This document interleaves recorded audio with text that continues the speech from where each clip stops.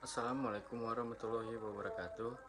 Perkenalkan, nama saya Revi Sadewa Sinaga dari kelompok 2. Di sini saya akan menjelaskan tentang gerakan Darul Islam atau Tentara Islam Indonesia yang ada di Aceh. Pemberontakan DII atau TII di Aceh dipimpin oleh Daud Bereh yang merupakan mantan gubernur Aceh. Pemberontakan ini disebabkan oleh status Aceh yang semula menjadi daerah istimewa diturunkan menjadi daerah keresidenan di bawah Provinsi Sumatera Utara. Kebijakan pemerintah tersebut ditentang oleh Daud Bereh sehingga pada tanggal 21 September 1953 ia mengeluarkan maklumat tentang penyatuan Aceh ke dalam negara Islam Indonesia dipimpin oleh Kartosuwiryo. Pemerintah Republik Indonesia memberantas pemberontakan ini di Aceh dengan kekuatan senjata atau operasi militer dan melakukan musyawarah dengan rakyat Aceh. Sehingga pada tanggal 17 sampai 28 Desember 1962 diselenggarakan musyawarah kerukunan rakyat Aceh dan melalui musyawarah tersebut berhasil dicapai penyelesaian secara damai. Terima kasih. Itu penjelasan dari saya. Assalamualaikum warahmatullahi wabarakatuh. Assalamualaikum warahmatullahi wabarakatuh. Nama saya Fahmi Parezi. Kali ini saya akan menceritakan secara singkat tentang pemberontakan yang terjadi di Kalimantan Selatan yang dilakukan oleh gerakan Darul Islam atau Tentara Islam Indonesia. Pada tahun 1950 terjadi sebuah pemberontakan oleh suatu gerakan yang dipimpin oleh Ibnu Hajar. Suatu gerakan ini menamai kelompok mereka Persatuan Rakyat yang Tertindas. Pada tahun 1950, gerakan ini melakukan aksi pertama mereka dengan membakar pos-pos tentara yang ada di Kalimantan Selatan. Tidak hanya itu, mereka juga melakukan aksi yang menyebabkan kekacauan di daerah tersebut. Pada tahun 1954, Ibnu Hajar resmi bergabung ke Tentara Islam Indonesia dan juga ia dijadikan Panglima tertinggi Tentara Islam Indonesia. Setelah itu, ia melakukan berbagai kegiatan yang menyebabkan kekacauan di daerah Kalimantan Selatan, sehingga pemerintah tidak bisa hanya tinggal diam melihat kelompok tersebut melakukan hal-hal yang berbahaya. Awalnya pemerintah bersikap baik dengan memaafkan Ibnu Hajar beserta kelompoknya. Ia juga dipersilahkan untuk kembali ke APRIS. Namun ia malah memilih untuk membelot. Setelah mendapat persenjataan yang lengkap, ia melarikan diri dan berkumpul kembali dengan kelompoknya, lalu melakukan berbagai kegiatan negatif kembali dengan melakukan berbagai kegiatan yang menyebabkan kekacauan lagi di Kalimantan Selatan. Oleh karena itu, pemerintah memilih untuk melakukan tindakan yang tegas terhadap Ibnu Hajar dan kelompoknya. Pada tahun 1963, kelompok Ibnu Hajar habis ditumpas oleh para pemerintah. Setelah itu, ia ditangkap. Setelah 2 tahun mendekam di penjara, akhirnya pada 11 Maret 1965, Ibnu Hajar divonis hukuman mati oleh persidangan. Dan ia meninggal pada 22 Maret 1965 di usianya yang ke-44 tahun. Perkenalkan, nama saya Aditya Yosefa Silaen. Saya dari kelas 12 Boga 1. Di sini saya akan menjelaskan sejarah tentang pemberontakan Darul Islam atau Tentara Islam Indonesia yang bisa disebut dengan DI atau TII. Pemberontakan DI atau TII di Jawa Barat dipimpin oleh Sekar Maritjan atau SM Kartosuwiryo. Pemberontakan DI atau TII merupakan salah satu pemberontakan tersulit yang pernah ada di Indonesia, sebab pemberontakan ini menyebar di berbagai wilayah Indonesia, dari Jawa, Sumatera, Sulawesi, maupun Kalimantan. Kartosuwiryo yang memiliki cita-cita untuk mendirikan negara Islam di Indonesia. Untuk mewujudkan cita-citanya, Kartosuwiryo mendirikan sebuah pesantren di Malangbong, Garut, yaitu pesantren Sufa. Pesantren Sufa menjadi tempat menimba ilmu keagamaan dan dijadikan tempat latihan kemiliteran Hizbullah dan Sabila. Kartosuwiryo menolak hijrah dan mulai merintis gerakan mendirikan negara Islam di Indonesia, dan sehingga menyebar ke Jawa Tengah dan pemberontakan tersebut semakin kuat.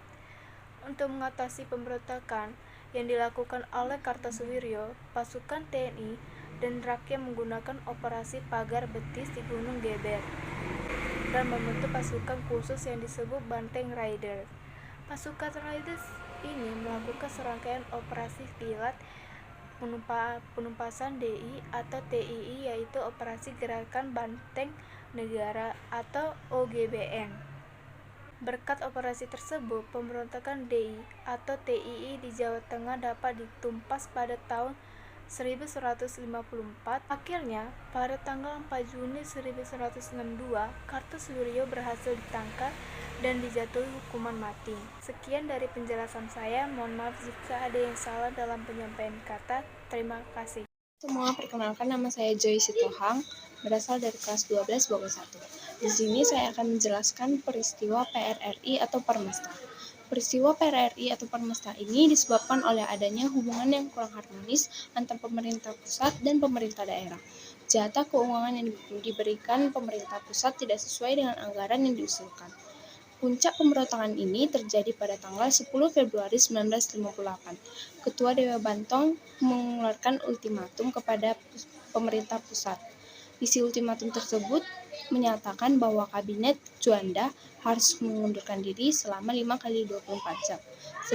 Setelah menerima ultimatum tersebut, pemerintah pusat bertindak tegas dengan cara memberhentikan secara tidak hormat Asmat Hussein dan melakukan operasi militer pada tanggal 12 Februari 1958. Namun pada tanggal 15 Februari 1955 terjadi proklamasi PRRI yang berisi bahwa daerah Sulawesi Utara dan Sulawesi Tengah memutuskan hubungan dengan pemerintah pusat.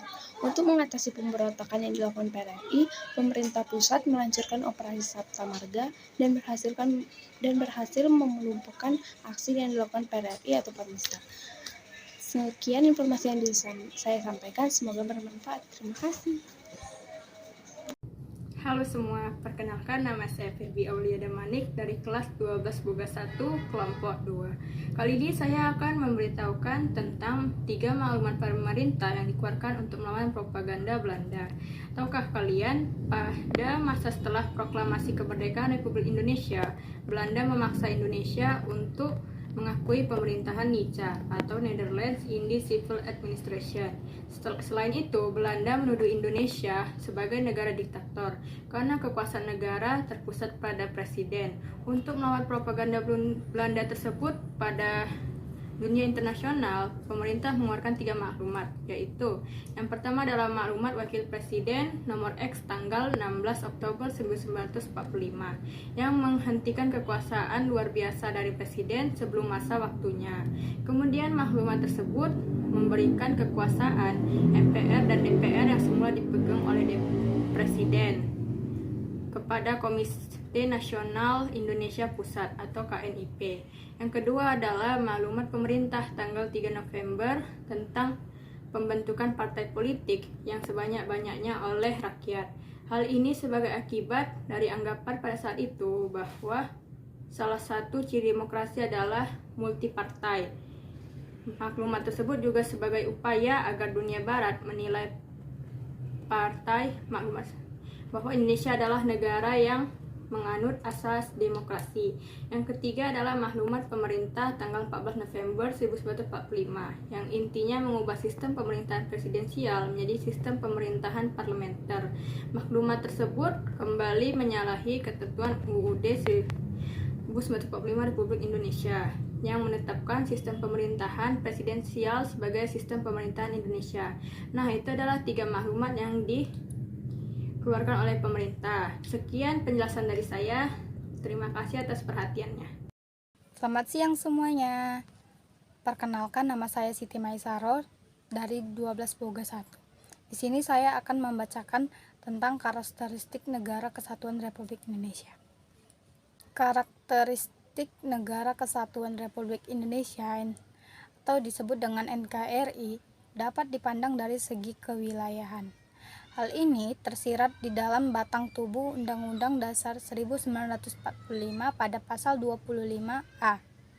Pasal tersebut berbunyi Negara Kesatuan Republik Indonesia adalah negara kepulauan yang berciri Nusantara dengan wilayah yang batas-batas dan hak-haknya ditetapkan dengan undang-undang. Nusantara merupakan sebutan Indonesia secara keseluruhan, baik secara geografis, politik, sosial, budaya, dan ekonomi. Dari segi kewilayahan, Nusantara digunakan untuk menunjukkan kesatuan pulau-pulau dan wilayah perairan Indonesia. Meskipun wilayah Indonesia terdiri dari belasan ribu pulau dan beragam suku bangsa, namun semuanya bersatu dalam kesatuan, yaitu NKRI. Dari aspek kewilayahan, karakteristik NKRI berdasarkan wawasan Nusantara, yaitu Indonesia merupakan negara kepulauan dengan wilayah laut yang terdapat pulau-pulau besar dan banyak pulau-pulau kecil. Indonesia merupakan kesatuan wilayah yang mencakup daratan, perairan, dan dirgantara. Laut atau perairan merupakan wilayah pokok dan bukan pelengkap. Laut merupakan bagian yang tidak terpisahkan dari daratan dan bukan pemisah antara daratan yang satu dan yang lain. Selain dari kewilayahan, konsep kesatuan juga dapat dilihat dari aspek sosial, yaitu perwujudan Kepulauan Nusantara sebagai satu kesatuan politik. 2. Perwujudan Kepulauan Nusantara sebagai satu kesatuan sosial dan budaya. 3. Perwujudan dan Kepulauan Nusantara sebagai satu kesatuan ekonomi. Ketiga, perwujudan Kepulauan Nusantara sebagai satu kesatuan pertahanan dan keamanan. Sekian dan terima kasih. Assalamualaikum warahmatullahi wabarakatuh. Perkenalkan, saya Asnan Nuridaya dari kelompok 2 ingin menjelaskan Gerakan Republik Maluku Selatan atau RMS. Pemberontakan RMS atau Republik Maluku Selatan dipimpin oleh Mr. Dr. Christian Robert Stephen Soumakil yang menolak terhadap pembentukan Negara Kesatuan Republik Indonesia dan memproklamasikan Negara Republik Maluku Selatan pada tanggal 25 April 1950. Mereka ingin merdeka dan melepaskan diri dan wilayah Republik Indonesia karena menganggap Maluku memiliki kekuatan secara ekonomi, politik, dan geografis. Untuk berdiri sendiri, pemberontakan ini dapat diatasi melalui ekspedisi militer yang dipimpin oleh Kolonel A.G. Kalilarang atau Panglima Tentara dan Teritorium Indonesia Timur.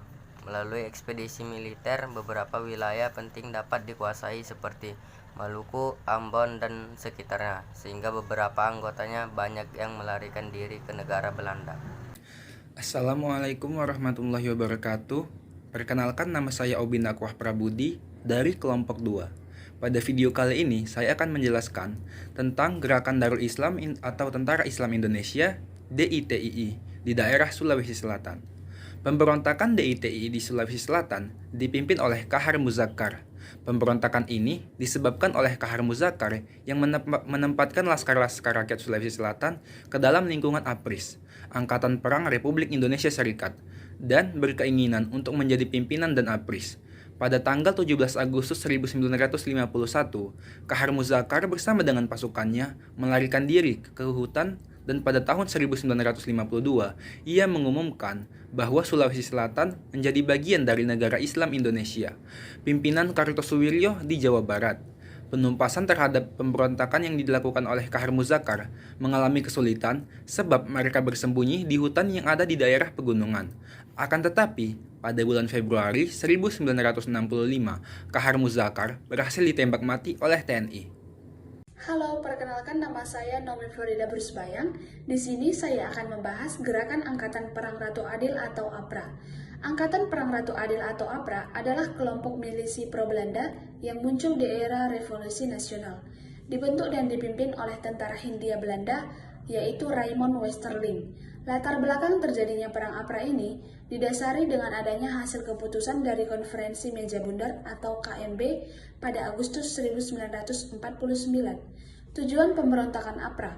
Penamaan Ratu Adil memang sengaja diberikan oleh Westerling untuk meraih tujuannya karena memiliki sebuah makna penting bagi masyarakat yang saat itu sedang dijajah dan mempertahankan adanya negara-negara federal dalam RIS yang dipimpin oleh Soekarno.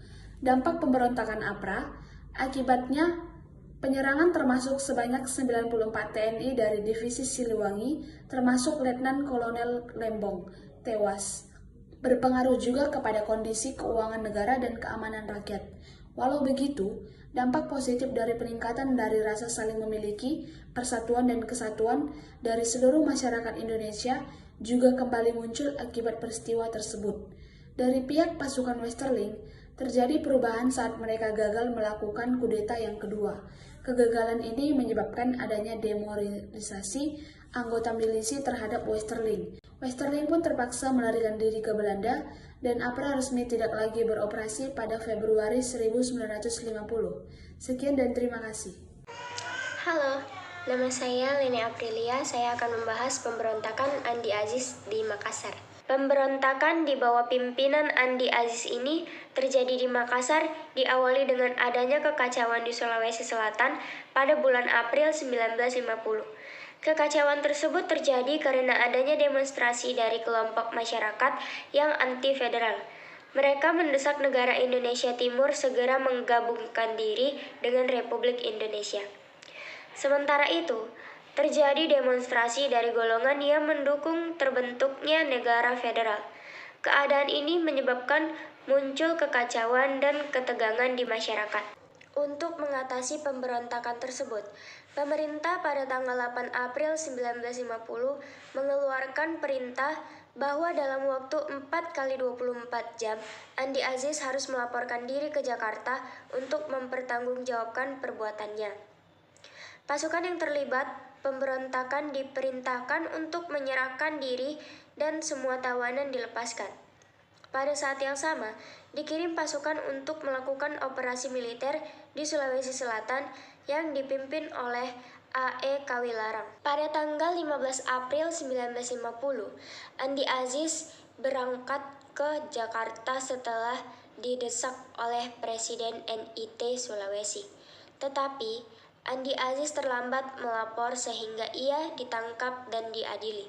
Sedangkan pasukan yang dipimpin oleh Mayor H.V. Worang terus melakukan pendaratan di Sulawesi Selatan pada 21 April 1950. Pasukan ini berhasil menduduki Makassar tanpa perlawanan dari pasukan pemberontak. Perkenalkan, nama saya Natasha. Saya dari kelas 12 Bagas 1. Saya di sini akan menjelaskan tentang pemberontakan Partai Komunis Indonesia atau PKI Madiun 1948. PKI Madiun ialah sebuah gerakan yang berusaha menggulingkan pemerintah yang sah, yakni Republik Indonesia, dan mengganti landasan negara. Peristiwa Madiun 1948 adalah sebuah konflik antara pemerintah Republik Indonesia dan kelompok opisi sayap kiri, yaitu Front Demokrasi Rakyat selama Revolusi Nasional Indonesia.